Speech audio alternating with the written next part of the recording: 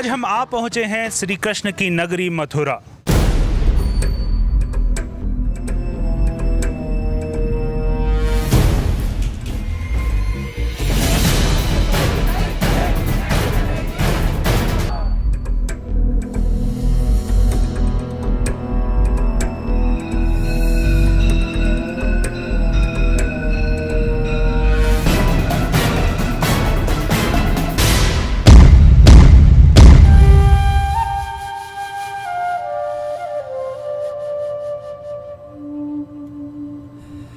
हसरत की भी कबूल हो मथुरा में हाजिरी, सुनते हैं आशिकों पर तुम्हारा करम है आज। उर्दू के मकबूल शायर हसरत मोहानी का ये शेर मथुरा और उसके आराध्य श्री कृष्ण की तरबियत को बखूबी बयां करता है। दुनिया का कोई भी देश और भारत का कोई छोटा गांव भी ऐसा नहीं है जहां कृष्ण के दीवाने ना हों। दरअसल श्री कृष्ण हमारे सांस्कृतिक विकास का प्रतीक तो हैं ही, वे भारतीय जीवन दर्शन का शायद सबसे ऊंचा प्रकाश स्तंभ भी हैं। और ऐसे स्तंभ की जन्मभूमि आज खुद अपना आधार पाने की कोशिश करती नजर आ रही है। दरअसल मथुरा स्थित श्री कृष्ण जन्मभूमि परिसर में जहां कृष्ण का गर्भगृह माना जाता है, उसके ठीक ऊपर बेतरतीब पत्थरों से बनी एक खूब बड़ी और पुरानी सी मस्जिद का ढांचा खड़ा है। हालांकि ये जन्मभूमि परिसर में किसी प्रश्नवाचक चिन्ह की तरह दिखती है, लेकिन हमारे लिए ये विस्मय बोधक की तरह सामने आई। अब जब द फोर्थ पिलर की टीम ने इसके इतिहास की पड़ताल शुरू की तो कुछ चौंकाने वाले तथ्य सामने आए।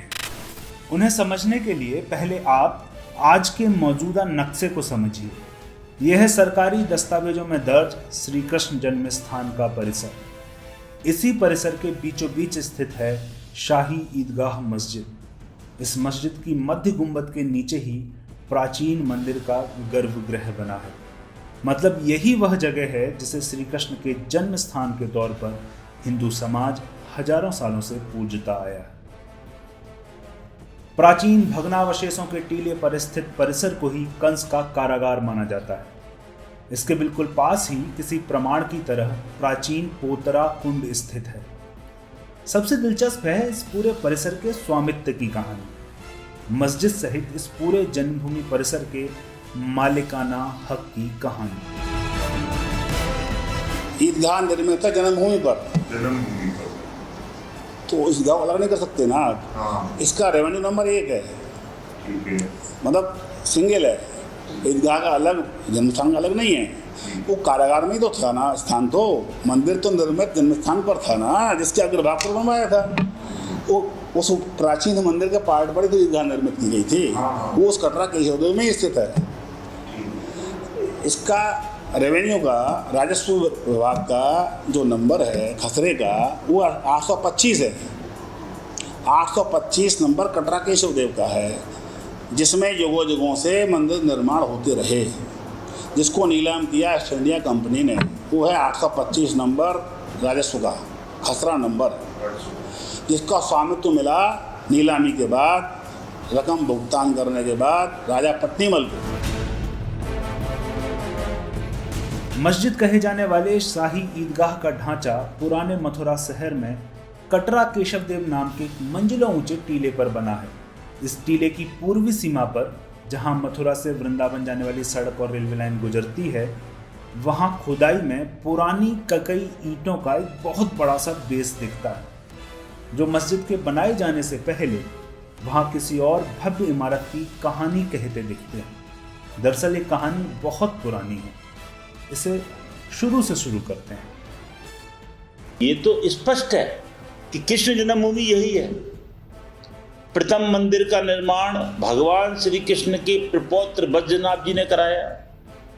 आप देखिए भगवान के श्री विग्रह की मुखाकृति, हर तस्वीर में, हर मूर्ति में किंचित अंतर हो सकता है, वो बनाने वाले का अपना भाव है, लेकिन एक ही मुखाकृति है। मूल क्या है? मूल है क्योंकि भगवान के प्रपौत्र श्री बैजनाथ जी महाराज ने भगवान के प्रथम मंदिर का निर्माण कराया, श्री ठाकुर जी के विग्रह की स्थापना की, तो निश्चित रूप से वही मुखाकृति उन्होंने भगवान की विग्रह के अंदर स्थापित की, जो ईश्वर का साक्षात रूप था। तो जो लावण्यमय रूप है, जो भगवान का जो एक मनमोहक रूप है, ये उसी परंपरा से आ रहा है। समय के साथ और विकास के क्रम में हुई रेलवे और सड़क की खुदाई में यहाँ से निकली तरह तरह की प्राचीन मूर्तियों और पत्थर की शिलाओं से मथुरा का म्यूजियम पटा पड़ा है। आर्कियोलॉजी के जानकार और अंग्रेजी राज में मथुरा के कलेक्टर रहे मिस्टर एफ.एस. ग्राउज ने अपनी पुस्तक मथुरा मेमोरियल में इस टीले यानी कटरा केशव देव को ही कृष्ण जन्म स्थान माना है। बाद में इन्हीं ग्राउज साहब ने 1874 में गवर्नमेंट म्यूजियम ऑफ मथुरा की स्थापना भी की। इसके अलावा भारतीय पुरातत्व सर्वेक्षण संस्थान के फाउंडर अलेक्जेंडर कनिंघम भी अपने आर्कियोलॉजिकल इंसेप्शन रिपोर्ट में लिखते हैं, मैं समझता हूँ आर्यवर्ग का केसोबोरा या खेसोबोरा और प्लिनी का क्लिसोबोरा यह केशोपुरा यानी कटरा केशव देव ही है। आजकल ये केशोपुरा मोहल्ले में कटरा केशव देव स्थित है और बहुत प्राचीन काल से केशव भगवान का महान मंदिर निःसंदेह इसी स्थान पर रहा है और उसका कई बार विध्वंस और पुनर्निर्माण हुआ। वज्रनाभ जी द्वारा बनाया गया मंदिर जीर्ण शीर्ण हो चुका था, तभी 400 ईस्वी में यहाँ नई हलचल हुई। विक्रमादित्य जी ने बड़ा भव्य मंदिर बनवाया और उस विक्रमादित्य द्वारा निर्मित मंदिर को 1017 में ईस्वी सन 1017 में महमूद गजनवी ने ध्वस्त किया। इतना भव्य और संपदा युक्त वह मंदिर था कि उसके पास उसको सामान को सोना चांदी हीरे मोती ले जाने के लिए ऊंट कम पड़ गए थे।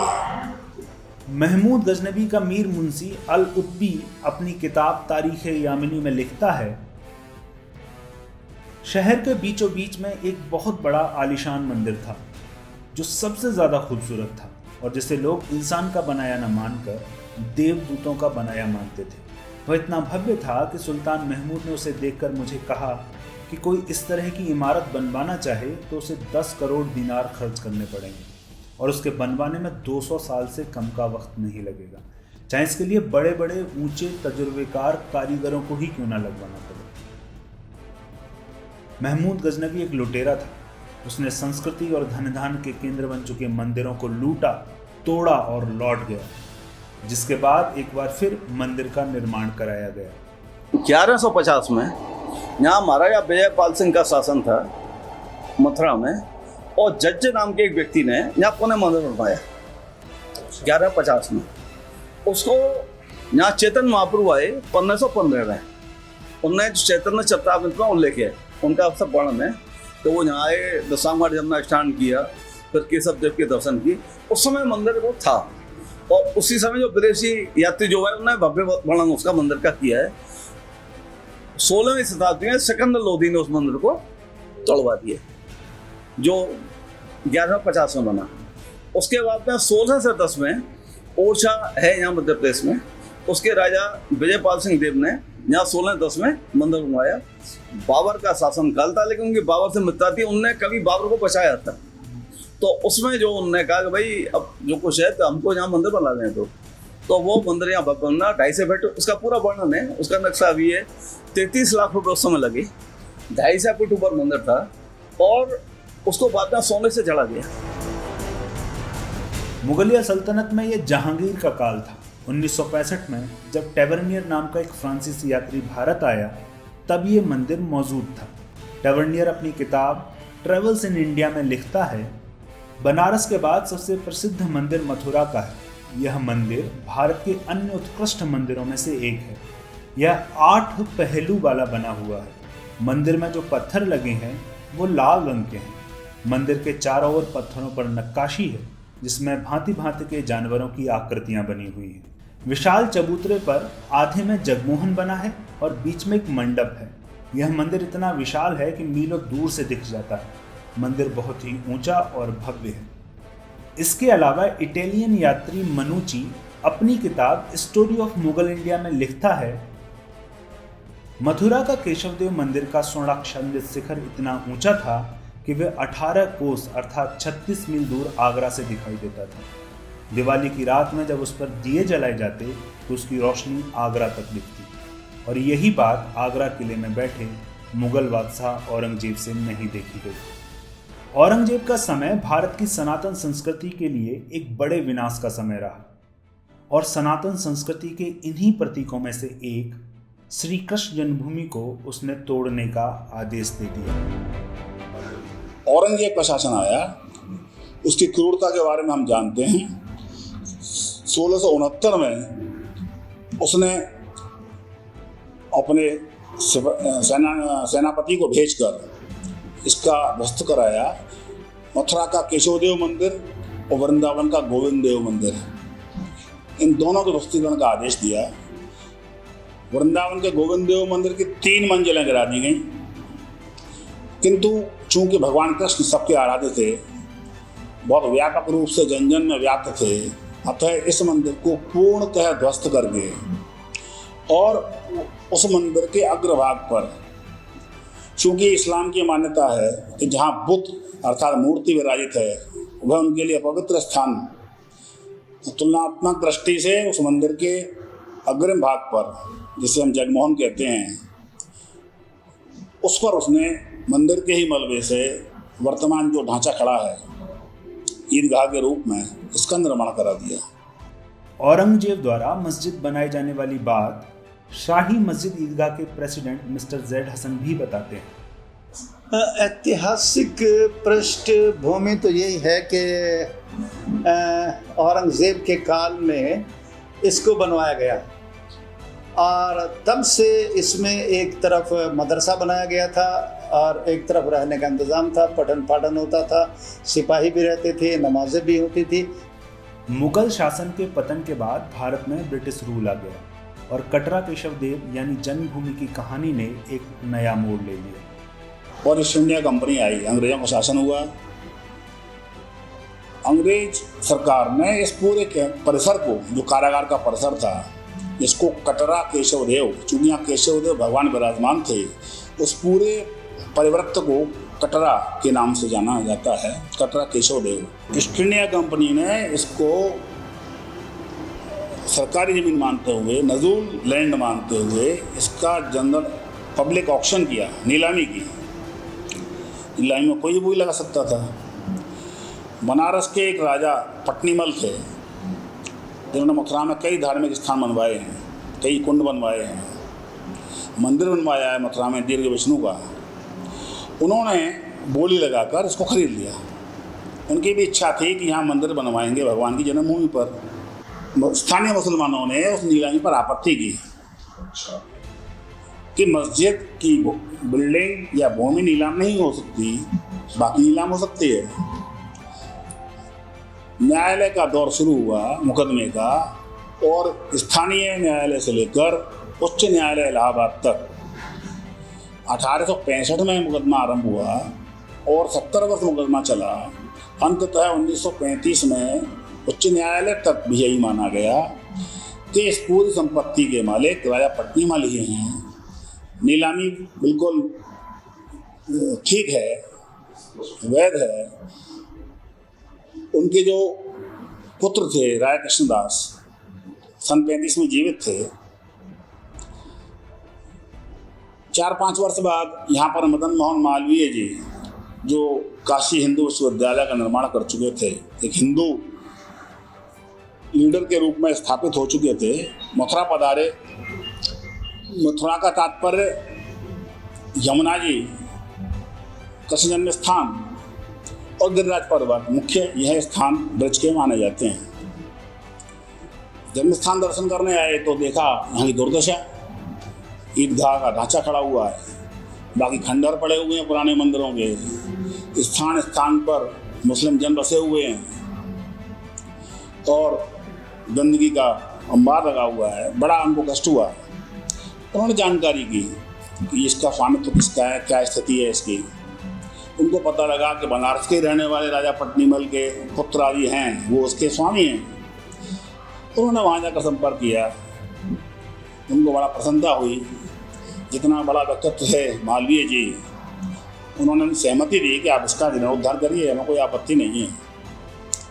तो उस भूमि के मूल्य जो उन पर कर्जा हो गया था न्यायालय के मुकदमे लड़ते हुए, उतना मात्र मूल्य का भुगतान कैसे हो, उसके लिए उद्योगपति जुगल किशोर जी बिरला, जो देश में कई मंदिरों का निर्माण करा चुके थे, उनसे संपर्क हुआ पूज्य मालवीय जी का, और वह अर्थ की व्यवस्था उन्होंने की और इस पूरे भूखंड की खसरा नंबर 825 का विक्रय पत्र लिखा गया और उनसे क्रय कर लिया गया।